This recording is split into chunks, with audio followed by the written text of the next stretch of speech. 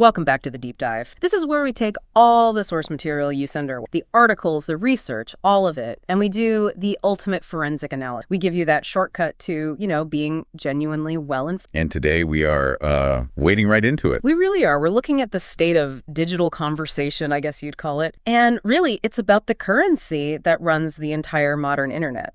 Attention, and how ethically, or I think increasingly unethically, that attention is being fought for and captured. Yeah, this is a really crucial deep dive for anyone who spends, more than 5 minutes a day online? Which is everyone. It's everyone. The landscape is changing so fast. It's driven by algorithms, of course, but also just the sheer volume of stuff out there. Right. So our mission today, for you listening, is not just to sort of look at the chaos, is to really understand the mechanism behind it. How this deliberate, engineered provocation is now shaping pretty much every online conversation we have. Everything from politics to, movie reviews. Pop culture, yeah. Everything. And we know this is a systemic crisis. This isn't just like a niche internet thing anymore, because the people who literally track our language for a living, they've weighed in. They put a name to it. They have. So let's just set the scene right away. The 2025 Oxford Dictionary Word of the Year is officially rage bait. And you can't even analyze that decision without looking at its close cousin, what Merriam-Webster chose for the same year. Slop.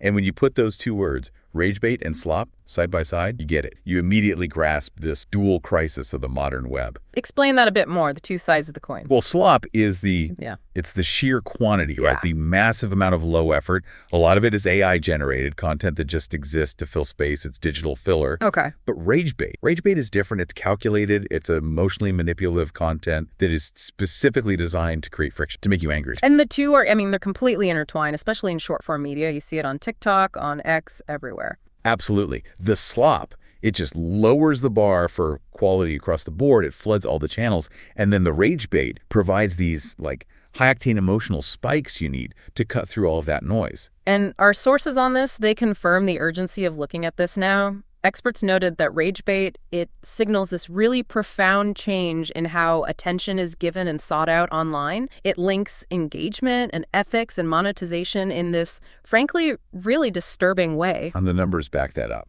They do. The word's usage has tripled in just the last 12 months. Perfectionist. Tripled. That kind of acceleration, it demands a full accounting. We have to understand where it came from and what the consequences are. Yeah, that kind of exponential growth tells you this isn't just some, flavor of the month trend. It's not just a meme. It represents a foundational shift in how human beings are interacting in this digital public square. So really, understanding rage bait is about understanding the modern attention economy. Exactly. How it's structured, what it rewards, and I think most importantly, the human cost of that reward system. Okay, so let's unpack this. We should start with a formal definition, just to make sure we're all on the same. The Oxford Dictionary defines rage bait as, and I'm quoting, online content deliberately designed to elicit anger or outrage by being frustrating, provocative, or offensive, typically posted in order to increase traffic or engagement with a particular web page or social media. And that word, deliberately, that word carries the entire weight of the definition, doesn't it? It really does. This isn't just an accident. It's not a misunderstanding. It's not someone with a genuine passion who just articulated it badly. It is an engineered reaction. Engineered. That's the perfect word. The creator's goal isn't dialogue. It's not education. Their goal is to share a viewpoint that is specifically designed to make someone angry enough to stop their scroll, feel that, that physical surge of irritation. Oh, yeah. And then type a heated, often very lengthy response. What's so fascinating here, and this is what really surprised me in the research, is that while rage bait feels like a term that was born from our current era of, algorithmic chaos and TikTok, its history is surprisingly... It goes way back. It goes way, way back. And this is where it gets really interesting for you. The term's first known usage was in a posting on Usenet in 2000. 2002. That's 2 decades ago. That predates Twitter. It predates Facebook. Okay. It certainly predates the social media world we live in today. For listeners who might not remember Usenet, or maybe weren't even online then, what was it? Oh, man. Usenet was one of the earliest forms of, decentralized communication. Think of them as just massive topic-specific forums or news groups. This was all happening long before web browsers really dominated everything. It was raw. Totally raw. Just text-based and very, very segmented into different communities. And the original context for the word is, it's just marvelous in its simplicity. It gives us this perfect road rage metaphor for what digital friction feels like. Right. It was about driving. It was used to designate a specific driver's reaction to being flashed by another driver who wanted to pass them. You're in the left lane, someone comes up behind you, flashes their high beam. That feeling. Exactly. That moment of deliberate agitation. The term introduced this early idea of using a minor provocation, the flash of the light, to get an emotional and often aggressive response. Outrage. And it connects perfectly because the person being flashed is immediately put in this negative reactive state. You know you should probably move, but the sudden aggressive demand, it just creates friction. You dig your heels in. You do. And digitally, rage bait works the exact same. You see something, you know it's stupid or wrong, and this immediate aggressive demand on your attention compels you to stop and engage, even when you know it's probably futile. The mechanism is identical. It's deliberate emotional friction, and it's been consistent for over 20 years. So we can trace this path from a niche Usenet post in 2002 all the way to mainstream use today. It starts as this very specific term for a specific interaction. And then it jumps platforms. It becomes, new internet slang. People start using it to describe particularly viral or offensive tweets, basically a new form of trolling. And that semantic evolution is so important because the scope just widened and widened. It started as a critique of individual low-level posts, just describing one annoying tweet or one annoying person. Right. But as the concept solidified, it evolved into a critique of entire networks of content. Rage bait became the lens through which we started judging the platform itself. And the creators who thrive. And the algorithmic trend that decide what content succeeds in the first. So it moved from just describing a tactic to critiquing the entire system that rewards that tactic. Exactly. And now, today, it's a mainstream term. You hear it referenced in newsrooms all over the world.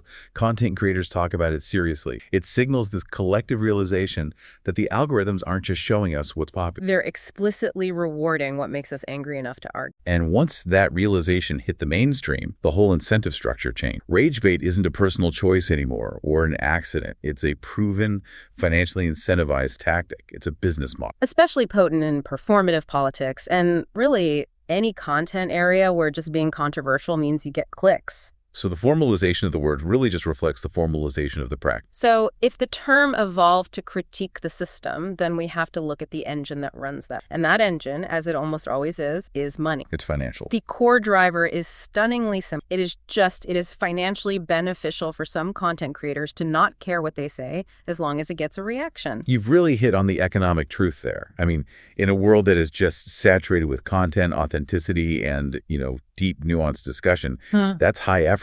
And it's high risk. For sure. But high volume, low integrity provocation. That is the ultimate low effort, high return strategy. Yeah. It's the cheapest, fastest way to scale up your engagement. And this is why, if I'm being totally honest, X, what used to be Twitter, it could just be renamed Rage Bait. You're not wrong. The platform's entire whole energy often seems to be built on the idea that people just want to have the argument, even if they know the argument is based on a lie or some kind of massive oversimplification. And that structural observation, it leads us right to a key inflection point that was identified in the source. And that's the shift when X introduced monetization. Okay. So this is the tipping. This is the tipping point. Before that, the incentive was, reputation, or it was about building influence. Once you could get direct cash rewards for content that generates high views and high engagement, the whole financial calculus changed overnight. There's a really strong belief, and you see this in the sources, that the very first thing people started doing was posting content specifically designed to upset others for money. Right. Monetization turned what was an annoying kind of low-level practice into a professional strategy. A career path. A career path. Right. That structural change, getting paid directly for views, which include the quote tweets and replies, it combined perfectly with the existing social media algorithms, which, as we've already established, we're already starting to explicitly reward provocative content. It's a perfect storm. It created a catastrophic feedback loop. The algorithm favors the controversial stuff because it maximizes time on site, and then the platform pays the creator for generating that volatility. It's like the platforms gave every single user a microphone, and then they attach a cash prize to whoever could shout the most inflammatory or just ridiculous statement. And the platform benefits financially from the societal friction that results from that. It's a win-win for them and the creator, and maybe a lose for everyone else. And this systemic encouragement of negative behavior, it didn't just stop with individual posts. It's led to the formalization of the practice now being called rage farming. Rage farming. Yeah, that's the industrial complex of rage bait. So it's not just one tweet. No, it's not just one accidental spicy tweet. It's a consistently applied, sustained, calculated campaign to manipulate reactions and build anger and engagement over a long period of time. It is a business plan. And what are the techniques they use? The techniques are pretty methodical. It's about seeding content with initial rage bait, and often this comes in the form of, deliberate misinformation or material based on conspiracy theories. The rage farmer's goal, then, is to cultivate a following that is just perpetually angry about something, anything. Exactly. Because angry people are, by their very nature, highly engaged people. They are active in the comments. They're sharing the content to critique it, and they keep coming back to the platform every day, looking for their next hit of outrage. And this brings us to one of the most interesting psychological insights from the sources, which is this idea of the willingness to be misunderstood. This is a huge one. I think we need to spend some time on this because it's a massive psychological insight. For most of us, right, we spend a great deal of our time and energy trying to make sure we are not misunderstood. We hate it. We hate having our words taken in the least charitable way possible. That's why, 90% of genuine online arguments is just someone desperately trying to clarify. So what you're actually saying is... We prioritize clarity and charitable interpretation because in the real world, in our social contract, being misunderstood carries social cost. It costs you relationship, respect, trust. But the successful rage farmer, they operate in direct opposition to this really fundamental social contract. Completely. They are willing to, as the sources put it, just say whatever it takes to get engagement, and then the chips fall where they may. They show this profound, and I would argue strategic, lack of concern for interpretation or nuance. Because in the attention economy, their reputation isn't built on trust. It's built on volatility. They recognize that every single angry quote tweet, every person correcting them, every person expressing revulsion at what they said, it's just another data point confirming their success. And it's earning them money. They're monetizing the uncharitable interpretation. Yes, it fundamentally breaks the system because they are incentivized to be wrong, to be misunderstood, and to be, frankly, generally unlikable. And the sources point to some pretty clear examples of this personality type. You think of creators like Logan Paul, Jake Paul, Andrew Tate, Myron Gaines. Right. These are all individuals whose entire brand relies on operating in a space where they know they will be misinterpreted or judged negatively or even actively reviled by large groups of people. But they don't care about the negative judgment. Yeah. All they care about is the volume of the... They treat negative engagement as simple, profitable success.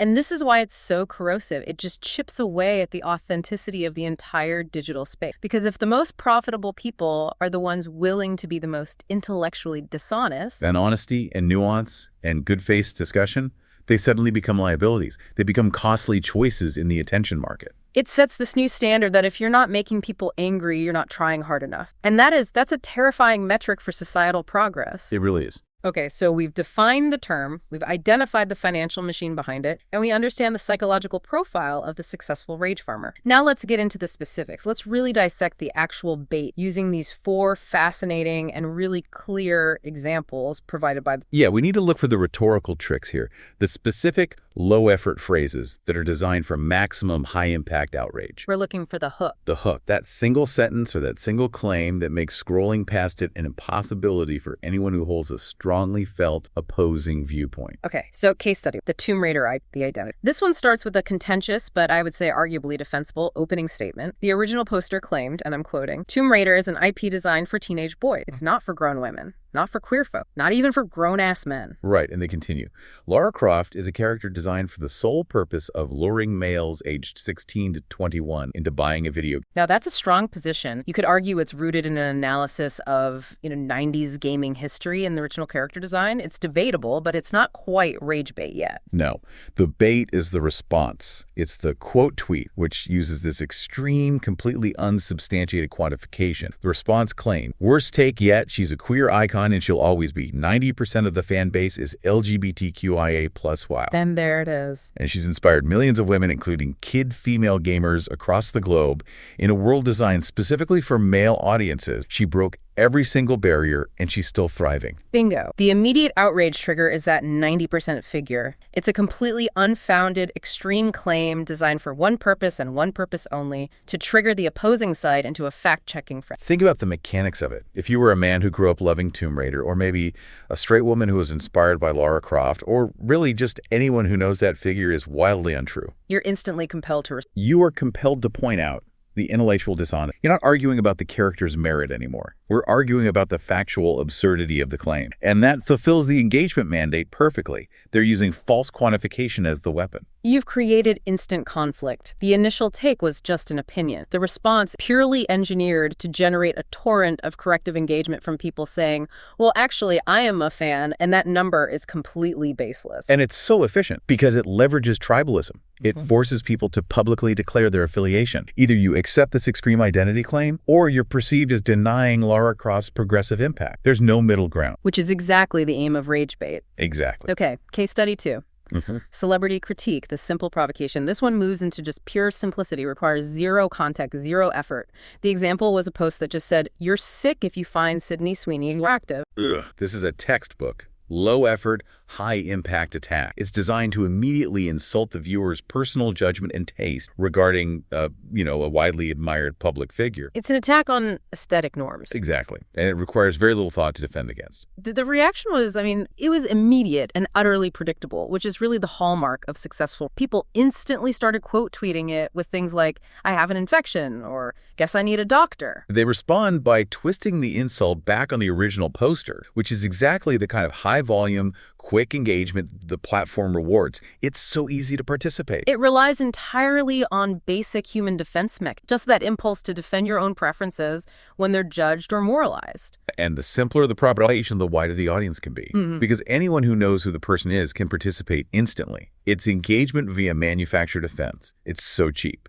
Okay. Case study 3, the dad bod ideal, manipulating gender expect. This example is much more insidious because it uses false. It featured an image of Henry Cavill from the movie Man of... A man who is, by any objective measure, in peak physical condition, essentially zero body fat. Right. And the accompanying text was, "Men, this is literally all we want. A little body and facial hair, a little muscle, a little fat. It's that simple." This is just masterful psychological manipulation, but it's masquerading as body positivity. First, they take an objectively unattainable physical ideal, Henry Cavill, as Superman, and they label it with this comfortable, relatable term, dad bod. Which is an instant lie. It's an instant lie that triggers anyone who knows what a real dad bod looks like. And second, it uses that universalizing language, "This is literally all we want." That phrase is designed to spark maximum disagreement from both men and... Of course. Men who feel the pressure of fitness standards will resent the goalpost being moved to an even higher, more impossible level. And women will disagree that all women share this single simplified preference. It's capitalizing on existing resentment and anxiety. The post isn't actually trying to compliment men. It's trying to get people angry about the expectations being placed on them. By making that expectation seem both simple and yet rooted in a completely false, idealized image, it reduces this really complex issue of body image and gendered expectations to an absurdly simplified, unattainable standard. And that guarantees thousands of quote tweets correcting the poster on what all people actually want. So it's outrage through oversimplification and intentional mislabeling. It leverages cognitive dissonance to drive engagement. Precisely. And finally, let's look at the emotional manipulation strategy with case study 4. The serial dater influence, the perpetual cliffhanger. This one is wild. It involves a specific TikTok influencer named Danielle, and her entire content identity revolved around being a serial dater. She was constantly posting about new partners, relationship dramas. So this is rage bait, but it's using personal narrative and the drama cycle. The creator is investing the audience in her emotional life. That emotional investment from the followers is the currency. The arc that was described, it built this massive suspense. So she finds the love of her life. She anticipates a proposal. She specifically tells her entire audience, "He's going to ask me tonight." Building this massive emotional expectation. Exactly. And then instead of posting the outcome, she just ghosted everyone for a couple of months. Vanished. Gone. So the audience, who have been emotionally strung along this whole time, they immediately jump to the most dramatic, negative conclusion. Of course they do. The relationship ended in disaster because he didn't propose. The ghosting created this massive negative vacuum, and it just sucks in speculation and worry and frustration, all high engagement emotions. Followers felt betrayed or worried or just angry at the non-resolution. And the manipulative payoff is what really solidifies this as clear rage bait. She didn't come back with some tragic, authentic ending. Instead, she returned with what the sources describe as a cringe TikTok, confirming they were happily together. And this generated massive engagement through the sheer relief, confusion, and, crucially, the frustration of the followers who realized they had been deliberately manipulated throughout this entire suspenseful arc. That manipulative loop, it teaches the audience a really dangerous lesson, doesn't it? Your emotional investment won't be rewarded with an honest resolution, but with more drama, more cliffhangers, and eventually a creator profiting from your frustration. It trains people to seek out and reward manipulative and emotional art. Really dark turn for content. Okay, so we've defined the bait, we've dissected the machine that creates it. Now let's turn our attention to the ripple effect. The societal damage caused by having rage bait as the primary end source. This doesn't exist in a vacuum. No, it's intrinsically connected to the dominating issues of the 2025 news cycle. We're talking about social unrest, debates about online content regulation, and digital well-being concerns. Rage bait just exacerbates all of them. So? Well, rage bait thrives in periods of high polarization and social friction.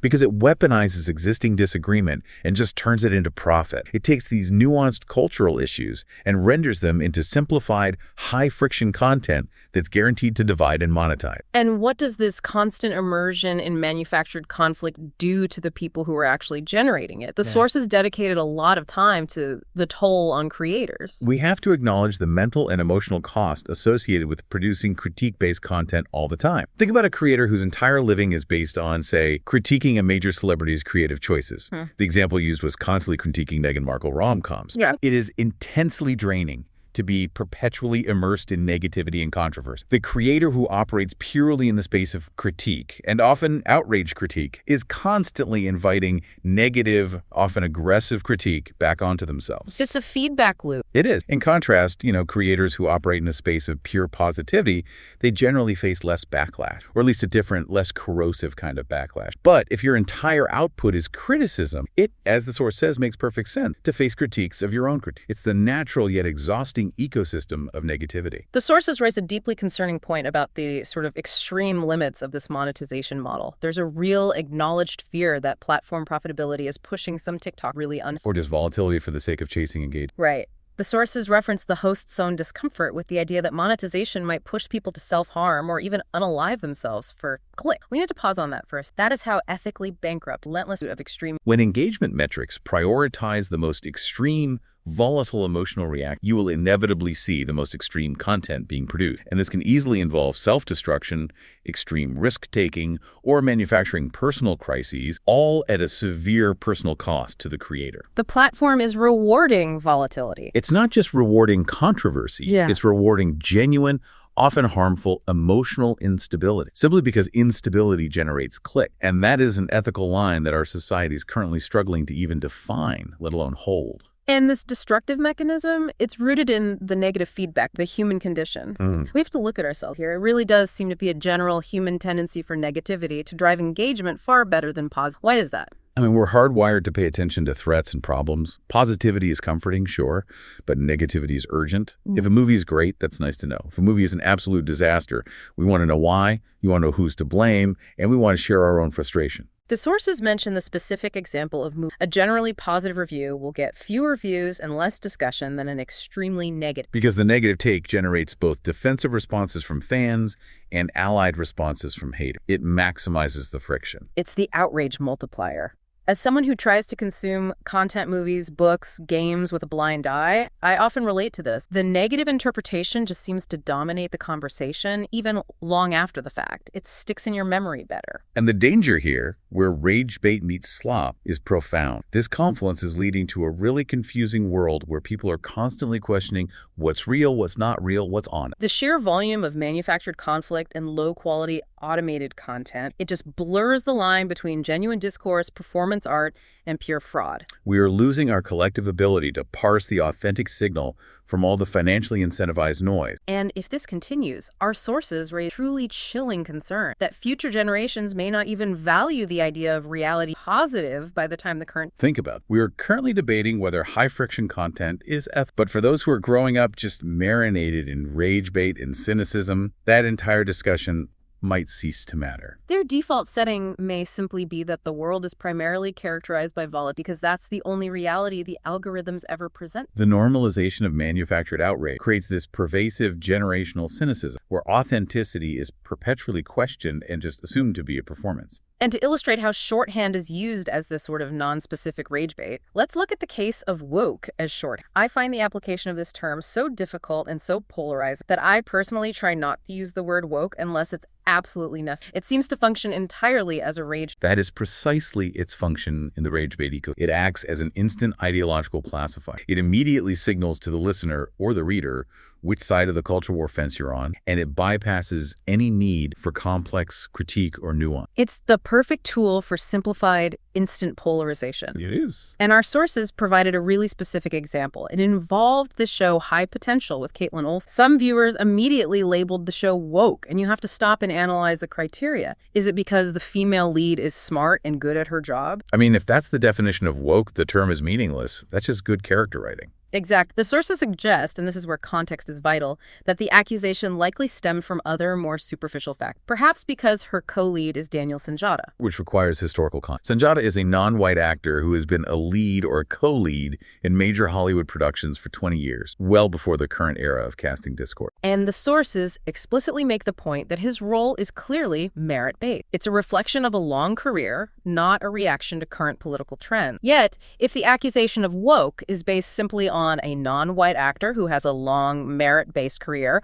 or a smart female lead, it shows how divorced the label has become from any clear, consistent meaning. It's applied simply when a viewer feels uncomfortable or senses that the traditional, often homogenous narrative norm are being challenged in some way. It's a mechanism for simplified outrage. It's a verbal rage bait. And if the term can be applied to a basic merit-based casting decision for a veteran actor, it proves the term's primary function is to simply generate heat, not light. And if you want the ultimate, almost satirical, contextual definition of how the term functions as this sort of shaped heat, we can reference the 2017 SNL skit, Levi Woke. Oh, that skit is truly brilliant because it defines the aesthetic of the term as it's so often used today, a critique of something so nebulous it can't even be grasped. The Levi Woke's product was described as sizeless, gender non-conforming denim, and it was presented as just a shapeless, confusing blob of fabric. It was literally called gender non-conforming denim, implying that the product, just like the critique itself, lacked any real definition, shape, or substance. That SNL skit provides the most eloquent critique of how this shorthand functions. It's a term used to signal discomfort with things that challenge traditional structure,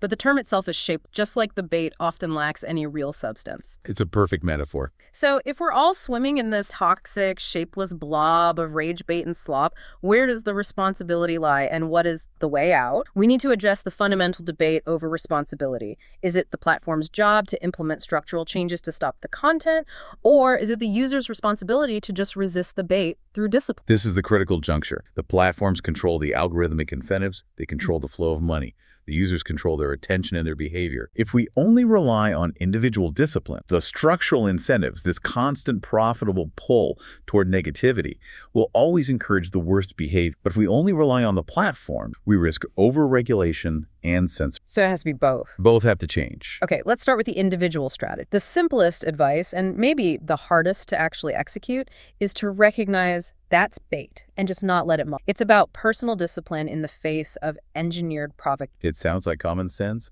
but it requires active self-regulation because these platforms are built by extremely well-funded teams of behavioral scientists, and they are designed to target your emotional weakness. They know precisely what makes you angry based on your past history, and they feed it to you the moment you log in. I can offer a personal anecdote here that really led me to acknowledge this bad habit and try to. I used to get up in the morning and immediately scroll X Twitter, under the guise of seeing what the big story is for work. Right, it's for work. But what actually happens, you end up on the For You page, and it's this carefully curated selection of posts that are designed to make you angry, because the platform is explicitly designed to keep you engaged by provoking emotion. It's a direct assault on your mental state first thing in the morning. That morning scroll sets the emotional tone for your entire day. You start your day already primed for conflict, stressed, and cynical, which perfectly benefits the platform's engagement. You're starting your day by doing free labor for the rage farm. The advice I took, and which the sources strongly support, is to introduce a barrier. Just delay checking your phone until later in the day, or at least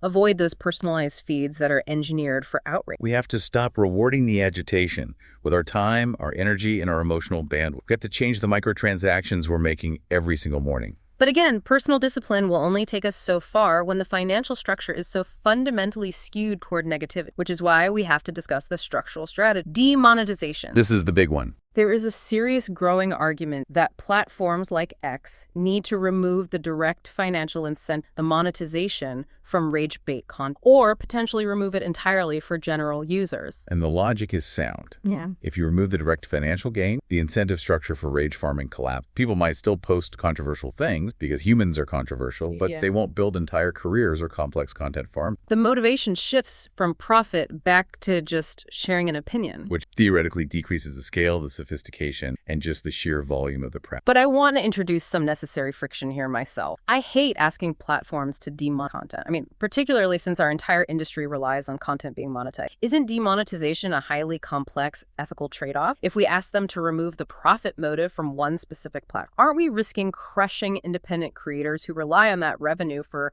legitimate, even if it's passionate, discourse? That is the ultimate intent. We're not advocating for the demonetization of all digital content, but specifically for a decoupling of the most extreme conflict-driven content from direct financial reward. So, evolving the metrics. The sources suggest that platforms need to evolve their metrics. Yeah, instead of rewarding pure volatility clicks, replies, they need to find metrics that reward quality or nuance or genuine human connection. If the current system rewards dishonesty, then the system itself is ethically flawed, regardless of the consequences for the content creators who mastered that flaw. So we have to grapple with the question. If the structural reality is that the financial gain directly results in the erosion of discourse, the proliferation of slop, and this huge mental toll on creators, we have to consider if the current engagement model is even sustainable for society as a whole. Because right now, the system rewards the people most willing to lie for a living. It forces us to ask, if maximizing engagement means maximizing volatility, is the discussion about whether content is good or bad now just irrelevant? Or is the only relevant question, is it profitable? That is the core of our deep dive. We have traced the rise of rage, a concept that dates all the way back to a Usenet 2002, which has now been formalized as the word of the year